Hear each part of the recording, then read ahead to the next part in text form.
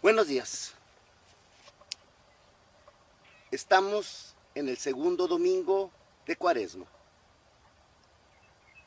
En este día el tema va a ser la transfiguración del Señor que hace en la cima de un monte Tabor. La primera lectura está tomada del libro del Génesis. Y en esta lectura vemos cuando Dios le manda a Abraham dejar su tierra. Tenía Abraham 75 años cuando salió de Harán.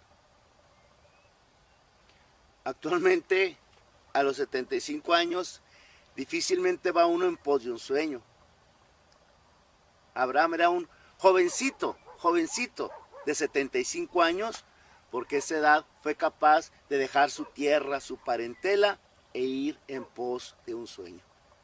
Él era anciano, su mujer era estéril, y aunque tenía riquezas, las riquezas que puede tener un nómada, sin embargo, la tristeza de no poder tener un hijo era muy dolorosa para él. Y Dios le propone, veremos en citas posteriores, tener una descendencia tan numerosa como las estrellas de los cielos, como las arenas de los mares.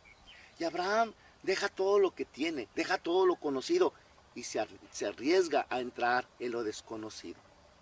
Jugársela por Dios. Entrar como en medio de una nube brumosa donde no ves claro por dónde caminar.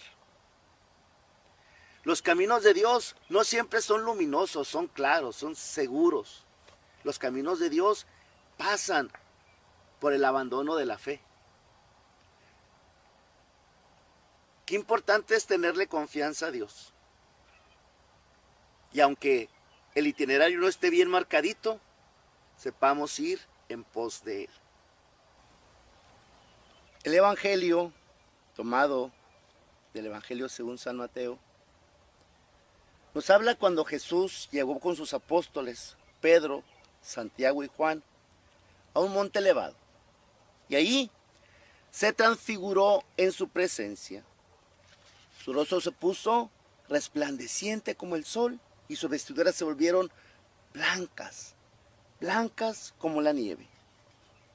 De pronto aparecieron ante ellos Moisés y Elías conversando con Jesús. Entonces Pedro le dijo a Jesús: Señor, qué bueno sería quedarnos aquí. Si quieres, haremos 3 chozas. Una para ti, otra para Moisés, otra para Elías.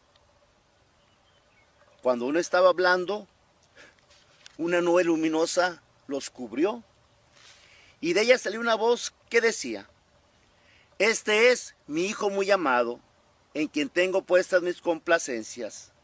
Escúchenlo. Al oír esto, los discípulos cayeron rostro en tierra, llenos de un gran temor. Jesús se acercó a ellos, los tocó y les dijo: Levántense y no teman. Alzando los ojos, ya no vieron a nadie más que a Jesús. Mientras bajaban del monte, Jesús les ordenó: No le cuenten a nadie lo que han visto hasta que el Hijo del Hombre haya resucitado de entre los muertos. En otro evangelio dice que los discípulos se preguntaban: ¿qué será eso de resucitar de entre los muertos? Así como a Abraham, Dios le pidió que dejara la seguridad y caminara hacia lo desconocido, así también le iba a pedir a los apóstoles. Los apóstoles tenían la visión de Jesús como de un Mesías. El Mesías que iba a venir a liberarlos de las opresiones que estaban sufriendo, sobre todo la opresión de los judíos. Y en ese momento Jesús se les presenta radiante, glorioso, pero para prepararlos a lo que venía. Enseguida venía ya la pasión. Posteriormente Jesús les empezará a hablar más claro, hablándoles precisamente como les dijo ahorita, de la resurrección de los muertos. Hablándoles de que vendría sobre ellos todo un mar de tribulaciones del que tendrán que salir adelante, con la fuerza de su fe. Jesús quiso como adelantarles un poco la película. Ya ves, cuando vamos a ver el cine en las películas, al héroe de la película le van a pasar muchas desgracias. Sin embargo, al final va a ganar. Jesús les quiso mostrar en qué terminaba la película. Le iban a pasar muchas cosas a Jesús. iba a ser prendido, iba a ser falsamente enjuiciado, iba a ser torturado, iba a ser demolido y como un guiñapo puesto sobre una cruz, iba a ser sepultado en un sepulcro prestado. Pero al tercer día, triunfante y luminoso, con esa luz radiante que ellos ya habían contemplado, Jesús resucitaría. Ay, hermano, a ti y a mí y a tanta gente nos pasan tantas cosas. Y la gente luego reclama, ¿dónde está Dios? Muchas ocasiones a ti y a mí nos van a pasar cosas tan feas o nos vamos a enterar de cosas tan feas. Cosas que rompen una lógica de decir, bueno, si hay un Dios, todo tiene que ir bien. Dios tiene que estar cuidando todo. Como si Dios fuera un titiritero.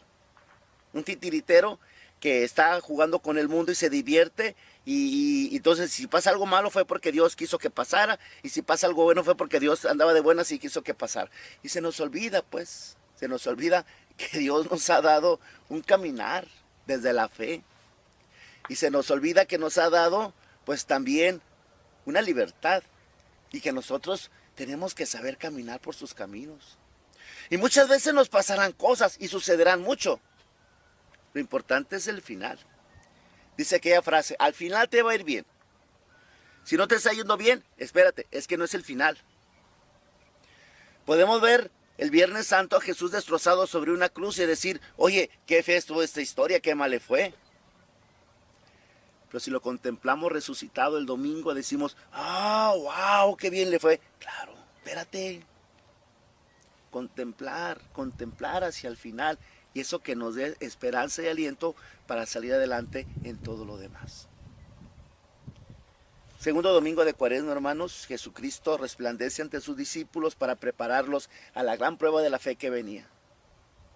Ojalá que como Abraham, ojalá que como los discípulos, también nosotros podamos hacer esa caminata de la fe en medio de los problemas de nuestra vida cotidiana. Un día ante ti Jesús resplandecerá. Ten fe.